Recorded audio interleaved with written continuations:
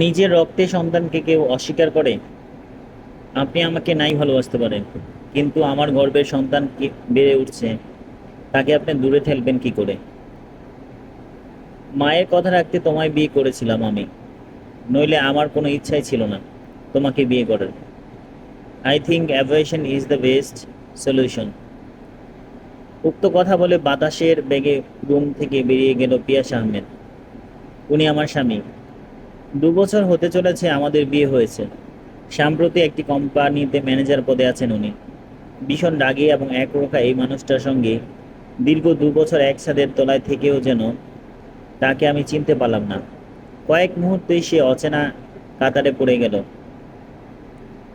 2 বছর কত দিন হয়? কতগুলো দিন, তাই না? এই দিনগুলো কি যথেষ্ট নয় একটা মানুষকে চিনতে এবং ভালোবাসতে? কিছু বছর আগে এক বিয়ের দাওয়াতে আমার শাশুড়ি মায়ের সাথে প্রথম আলাপ হয়। উনি এক দেখাতেই আমাকে নিজের ছেলের বউ ভেবে বসেন। সেটা ছিল আমার কল্পনার বাইরে। কিছুদিন না যেতেই বাড়ির ঠিকানা জোগাড় করে চলে আসেন প্রস্তাব নিয়ে। আমার বাবা ব্যবসায়ী, মেয়ের এত ভালো সম্বন্ধ ফেলে দেওয়ার মতো বোকা উনি নন। তাই তো স্বল্প সময়ে বিয়ে নামক এই বাঁধনে বেঁধে যায় আমি।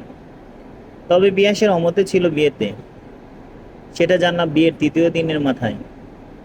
তখন চাইতেও কিছু করার ছিল না। বাসর ঘর হয়নি বললেই চলে বোধ হয়। রক্তিম শাড়িতে আবৃত একটা আমি যখন বিছানায় গুটি মেরে বসে রয়ে কোমর ব্যথায় কাঁদতে, মহাশয় তখন ব্যালকনিতে সিগারেট টানতে ব্যস্ত। এই ছিল আমাদের বাসর ঘর। সব মেয়েদের মতো আমার স্বপ্নও ছিল বাসর নিয়ে, কিন্তু সে ঘুরে বালি। পিয়াস অবশ্য কখনো আমাকে আমার প্রাপ্য অধিকার থেকে বঞ্চিত করেনি। তবু দিন শেষে দুজনের মাঝে বিস্তর ফারাক। বিছানায় বালিশ যখন বর্ডার হিসাবে থাকে, তখন প্রেম আর হয়ে ওঠে না। দুটো প্রাণী একই বিছানায়, তবু মনে হয় যেন দুটো জড়বস্তুকে ফেলে রাখা হয়েছে খাটের দোকানে। অধিকার খাটাতে পারতাম, কিন্তু ওই যে বাধা, সংকোচ। যেখানে ভালোবাসা নেই সেখানে অধিকার খাটে না। খাটেলেও সেটা অতটা কাজে আসে না। নিস্তব্ধ নিস্তেজ ভাবে আড়ালে কত কেঁদেছি। উল্টো পাশে ফিরে বালিশ ভিজিয়েছি কত রাত। তার সঙ্গ পেতাম না তা না। মনের মিলন না হোক, দেহের টানে আমাকে কাছে টানতে বাধ্য হতো সে। সে কতগুলো রাত হয় সুখকর, তবে ভালোবাসা ঘাটতি থেকেই যায়। নিত্য চলমান রুটিন মোতাবেক সময়ের স্রোত বয়ে চলে। স্বামীর ছোঁয়া পেয়েছি, সেই প্রমাণ হিসেবে দুজনের একটা ছোট্ট অংশ সৃষ্টিকর্তা আমার গর্ভে দিয়েছেন। সব আশা ভেঙে চুরমার হয়ে প্রত্যাখ্যানের যাতনায়। আমারকে ভালো না বাসুক, নিজের সন্তানকে মেরে ফেলার কথা একজন বাবা হয়ে কি করে বলতে পারে? সেদিন পুরোটা সময় বদ্ধ অবস্থায় থেকেছি। ভেবে নিলাম আমার সন্তানকে বাঁচাতে যদি ঘর ছাড়তে হয়, আমি তাই করব। রাত তখন 1:30 বাজে। বারান্দায় ইজি চেয়ারে বসে ড্রিঙ্কস করতে মত্ত আমি ওনার নিকটে দাঁড়িয়ে সাবলীল স্বরে বললাম, সন্তানের বিরহে মায়ের কষ্টটা আপনার পক্ষে উপলব্ধি করা সম্ভব নয়। আপনি যদি আমায় জোর করেন, আমি চলে যাব এখান থেকে। ওনার উত্তরের আশায় ঠায় দাঁড়িয়ে রইলাম। হাতে থাকা ড্রিঙ্কসের গ্লাস খালি করে সে সাইডে টেবিলে রেখে আমার দিকে ঘুরে তাকালো। মদে বুঁদ হওয়া লাল চোখে গভীর কণ্ঠে বলল, যা ইচ্ছে কর, শুধু আমাকে এর মধ্যে জড়িও না। চাইলে এখানে থাকো, নয়তো চলে যেতে পারো। বেশ ব্যাগে নিয়ে কথাগুলো বলে উনি চোখ বুজে মাথা এলিয়ে দিলেন।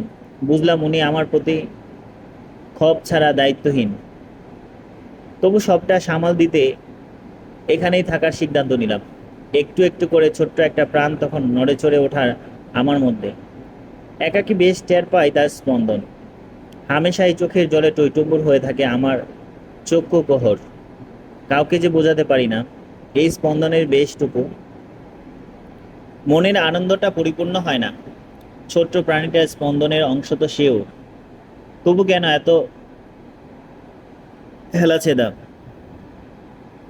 রোজ সকালে তার যাবতীয় কাজ সেরে রাখি। জানি আমাকে ছাড়া তার সবকিছু অগোছালো। তার শার্ট থেকে পায়ের মোজা অবধি আমার দায়িত্বে থাকে।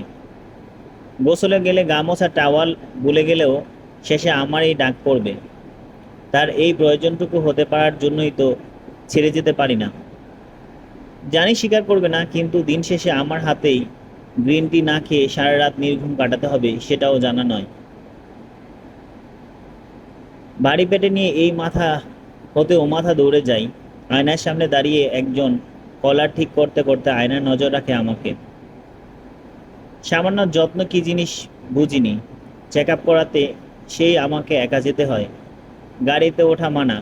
পায়ে হেঁটে তীব্র গাড়ি ছুটে রাস্তা পার হবার সময় একটা হাতের অভাব খুব অনুভব করি।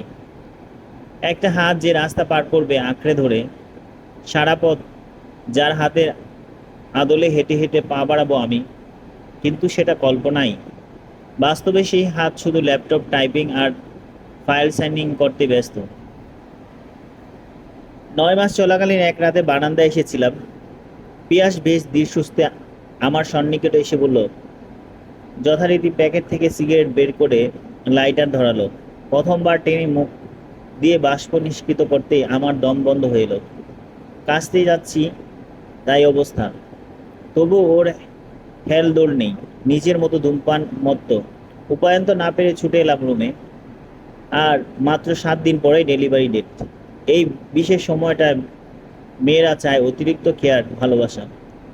বাবার বাড়ি যায়নি বলে মা বড্ড খেপেছিল। তবুও একজনের প্রয়োজন হতে পারার খাতিরে মায়ের রাগটাকেই মেনে নিয়েছিলাম। ডেলিভারির আগের দিন ব্যাগপত্র রেডি করছিলাম। ডাক্তারের সাথে কন্ট্যাক্ট করেছি, কাল সকালেই যাব হাসপাতালে। রাতে পিয়াসকে বললাম, আপনি কাল অফিসে যাবেন না, কাল তো ডেলিভারি ডেট, আপনি থাকবেন প্লিজ। উনি কিছুই বললেন না, নির্বাক চেয়ে থেকে চলে গেলেন।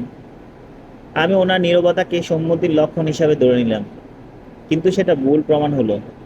সকালে ঘুম থেকে উঠি বিছানা শূন্য পেলাম। অফিসে গেছেন, এতটা দায়িত্বহীন যে বাবারা বুঝি এমন হয়। নিজে সন্তান ভূমিষ্ঠ হবার আনন্দ কি তার হৃদয়ে একবারও কম্পন হয়নি? ওনাকে পাশে পাবার আশা ছেড়েই দিলাম। একাই চলে এলাম হাসপাতালে। ডেলিভারি ডেট কাল পড়লেও বেবির অবস্থা বিবেচনায় ডাক্তার আজকেই অপারেশন করাবেন ঠিক করলেন। আমি আর বাধা দিলাম না, কোল ভরাট করার আবেগে হ্যাঁ বলে দিলাম। বিপত্তি বাঁধল যখন হাজব্যান্ড এর সাইন নিয়ে। এটা ছাড়া ডেলিভারি স্থগিত। উপায়ন্ত না পেয়ে পিয়াসকে কল করা হলো। ডাক্তার নিজেই কথা বললেন। ফোনের ওপারে পিয়াস কি বলল কে জানে। তারা সাইন ছাড়াই উটিতে নিয়ে গেল আমায়। তারপর আর মনে নেই। চোখ যখন খুললাম পিয়াস তখন আমার সামনে বসা। পাশে শুয়ে রাখা হয়েছে ছোট্ট একটা পুতুলকে, মাখনের মতন, সাথে লাল দুটো কিঞ্চিত লাল।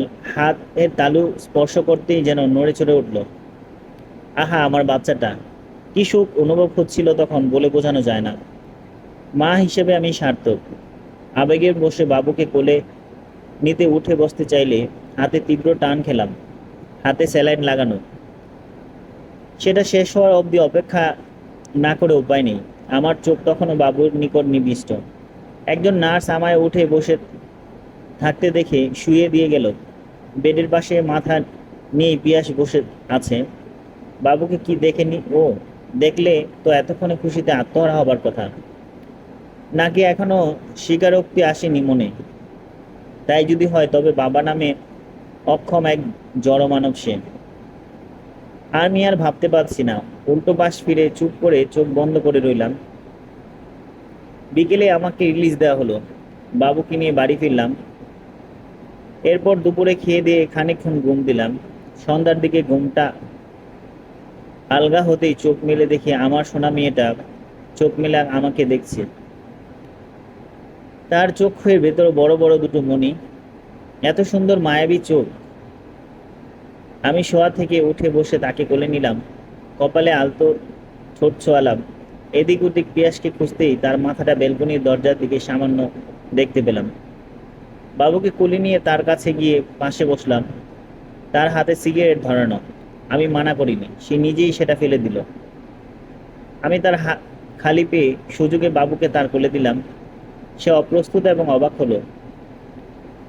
সামলে দিয়ে তার পাশে ফিরে সবলীল কণ্ঠে বললাম, মেয়েকে লালন পালন করার দায়িত্ব কি শুধু আমার? আজ অস্বীকার করেছেন, কিন্তু আমি যখন থাকবো না তখন আপনার উপরই ভার পড়বে ওর। পিয়াস কেমন যেন তাকালো। সে চোখের ভাষা আমার বোধগম্য হলো না। আমি বাবুকে তার কোলে দিয়েই চলে এলাম। এরপর ক্রমশ দিনের ভিত্তিতে বাবুর বয়স বাড়তে থাকলো। তার নাম দেওয়া হলো মুস্কান। সে মুস্কান শুধু ভাবার কোলেই পেলেই হাসে। তার কান্না সামাল দিতে গিয়ে যখন আমার নাজেহাল অবস্থা, জাদুর কঠিন মতো জাদুর কাঠির মতো পিয়াসের স্পর্শে তার কান্না উবে যায়। এমনিতে না হলেও আড়ালে মেয়েকে আগলে রাখে সে। আমার আদরের স্পর্শ উপলব্ধি করে বলেই তো মেয়ে বাবাকে চেনে। মুস্কানের বয়স তখন 9 মাস। একটা আস্ত পুতুল, আর ওর মধ্যে ফারাক খুঁজে বাড়া মুশকিল। ছোট্ট হাতে হামাগুড়ি দিয়ে পুরো ঘর চষে বেড়ানো তার কাজ। আর মাঝে মধ্যে কেঁদে উঠে বাবাকে কাছে নিয়ে আসার স্টিক্স আর জানা আছে। মাথার মাঝখানটায় সামান্য চুল গজিয়েছে। একটা বেবি বন দিয়ে ছোটখাটো একটা তাল গাছ করে দিয়ে আয়নার সামনে দাঁড় করলে নিজে হেসে ওঠে। মুস্কানের সবচেয়ে প্রিয় হলো তার বাবা, যে তাকে জন্মের আগে দূরে ঠেলে দিয়েছিল। আজ তার প্রতি তার কত টান। মেয়েরা বাবার রাজকন্যা। পিয়াস জানেই না নিজের অজান্তে মুস্কান তার রাজকন্যা হয়ে উঠেছে। যাকে ভালোবাসবে না বাসবে করেও দিন অসংখ্য ফোন কল আসে তার খোঁজে। পিয়াস অফিসে যাবার আগে থেকে অফিস থেকে এসেও মুস্কানকে কোলে রাখে। কাল সকালে তার মিটিং থাকায় বেশ জলদি করে অফিসের জন্য ছুটতে ছুটতে দরজার কাছে এসে জুতো পরে বাইরে যাবার জন্য পা বাড়াতেই কিছু একটা টান সে নিচে তাকায়। তাকে অনুসরণ করে আমিও দেখি মুস্কান পিয়াসের প্যান্টে ধরে টানছে মেঝেতে বসে। সোফাতে থেকে নিচে নামলো কি করে? তার মিষ্টি ছোট্ট হাত দুটি তখনও পিয়াসের প্যান্টে ধরেছিল। পিয়াস ব্যস্ততার ভুলে মেয়েকে কোলে নিল। অনেকক্ষণ আদর করে আমার কাছে রেখে চলে গেলেন। আমি অবাক হলাম মুস্কানের কাণ্ড দেখে। কাঁদো কাঁদো ফেস করে আমার গলা জড়িয়ে রইল সে। এটুকু মেয়ের অভিমানও হয়? একদিন বিকেলের দিকে আমি মুস্কানকে নিয়ে ঘুমিয়েছিলাম। মাঝখানে মুস্কান ঘুম ভেঙে গেল। তখন পিয়াস বাড়ি ছিল। মুস্কানকে জাগ্রত দেখে সে আলতো করে তাকে কোলে করে নিয়ে চলে গেল। আমি ঘুমে কুপোকাত। কিছুক্ষণ ঘোরাঘুরি করে পরে খিদের চোটে কাঁদতে শুরু করে। পিয়াস তখন তাকে সামলাতে বেসামাল হয়ে পড়ে।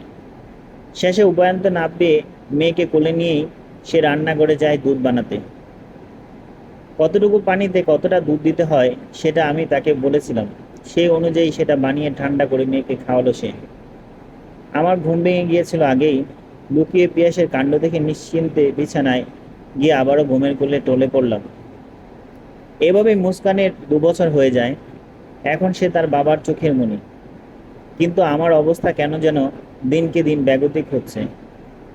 অর্ধমরা মানুষের মতো দেখা যায়। ডেলিভারির পর কোনো সমস্যা হলো কিনা জানার জন্য ডাক্তারের কাছে কথা বলি। উনি টেস্ট করার পর ধরা পড়ে বিশাল এক রোগ আমাকে আঁকড়ে ধরেছে। বাঁচার সম্ভাবনা 50-50। আমি অবচেতনের মতো বাড়ি ফিরি। আমাকে ছাড়া পিয়াস কীভাবে থাকবে জানি না, কিন্তু আমি তাকে ছাড়া থাকতে পারবো না। তবু মনে সাহস থেকে তাকে সবটাই জানাই। সে নির্বাক ছিল, কিছু বলেনি। রাতে এপাশ ওপাশ করে কাটিয়েছে। মাঝরাতে কারো কান্নার শব্দে ঘুম ভেঙে যায়। চোখ মেলে দেখি পিয়াস আমার হাত তার কপালে ঠেকিয়ে খুব কাঁদছে। আমি উঠে বসতে সে চমকে উঠল। আমি অপলক তাকিয়ে রইলাম। হঠাৎই আচমকা আমায় জড়িয়ে ধরল সে। কান্নারত স্বরে কি বলে গেল শুনিনি, কিন্তু বুঝলাম আমার প্রতি তার সুপ্ত অনুভূতি জাল ছিঁড়ে গেছে। আমার প্রতি তার কেয়ার নিতে শুরু করেছে সে। প্রিয় মানুষটি হারিয়ে যাবার ভয়ে জাগলেই যেন তাকে আরো আঁকড়ে ধরতে মন সায় দেয়। 1 মাস পর অপারেশন থিয়েটারে মুখে হুইল চেয়ারে বসে আছি আমি। পিয়াস দাঁড়িয়ে আছে মুস্কানকে কোলে নিয়ে। জীবনে দ্বিতীয়বারের মতো ওটিতে ঢুকছি। প্রথমবারের আগমনটা ছিল সুখকর। মাতৃত্বের লাভের আনন্দ আমাকে মৃত্যু ভয় দেখাতে পারেনি, কিন্তু এবারের চিত্রটা ভিন্ন। মানুষ স্বাভাবিকই মৃত্যুর সময় জীবনের মর্মটা বুঝতে পারে। আমার বেলায়ও তাই। পেছন থেকে নার্স নিয়ে গেলাম ওটিতে। ইঞ্জেকশন পুশ করে সেন্সলেস করলেন। তারপর সব অন্ধকার। রাতের আকাশ আমার বড্ড পছন্দের। এক সময় চারপাশটা কেমন স্নিগ্ধতায় ছেয়ে যায়। ইদানিং রাতের দিকে বেশ হিম ঠান্ডা পড়ে। গায়ে পরনে ওড়নাটা পেঁচিয়ে গুটিসুটি মেরে বসে আছে ব্যালকনিতে কোনায়। হাসপাতাল থেকে ফিরেই 3 মাস চলমান। বেঁচেই ফিরতে হতো আমায়, নইলে একজনের ভালোবাসা পাওয়ার আকাঙ্ক্ষায় মরেও শান্তি জুটত না। গাছের পাতাগুলো বিরতি দিয়ে দুললে উঠেছে, সেদিকে দৃষ্টিপাত করতেই পিয়াস আমার সামনে এসে দাঁড়িয়ে গভীর কণ্ঠে বলে, তুমি তো দেখছি আমার মুস্কানের মামুনির থেকেও খারাপ।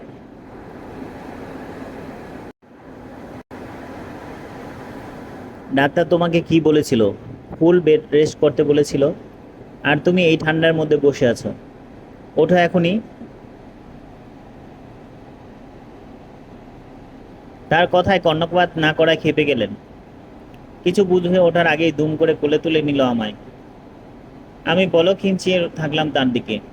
বিছানার কাছে নিয়ে শুয়ে দিলেন একপাশে, গায়ে চাদর টেনে দিয়ে বাতি নিভিয়ে আমার পাশে শুয়ে পড়লেন। মাঝ বরাবর দুহাত মেলে আমার মিষ্টি সোনাটা শুয়ে আছে। বাবাকে ছাড়া সে একদণ্ডও থাকতে পারে না। ঘুমোতে আসলেও তাই, বাবা ছাড়া চোখে বন্ধ করবে না। পেঁয়াজ তার হাত দিয়ে আমার মাথায় বিলি কাটার মাঝে একটা চুমু এঁকে দিল। আমি কাপা কণ্ঠে বললাম, এটা কি হলো? সে অবাক হবার মান ধরে বলল, কি আর হলো, বউকে আদর করলাম। মুস্কানের জন্য ভাই বোন আনতে হবে না? আমি ছুঁয়ে না দিলে তাদের আগমন হবে কি করে শুনি? লোকটা ভারী মদবাস। ওনার চোখে তাকাতে না পেরে মাথা অবধি চাদর টেনে নিলাম। উক্ত কথায় বুঝি মুস্কানেরও ঘুমের ঘোর বুঝে ফেলল। তাই তো দুজনের মাঝখানে একটা ঘুমন্ত চাঁদ মিটিমিটি করে হাসছে। সমাপ্ত।